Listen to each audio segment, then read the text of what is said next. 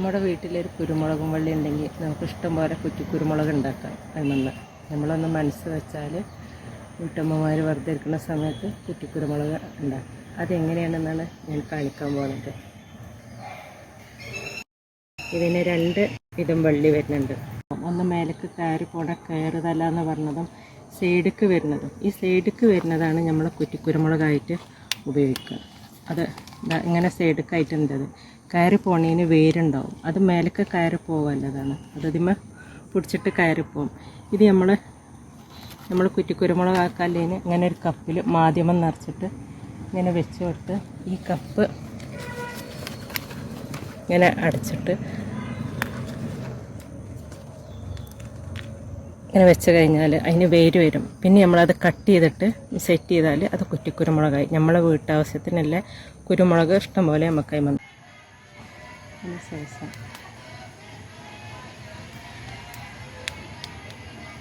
പണിയുള്ളൂ കഴിഞ്ഞു.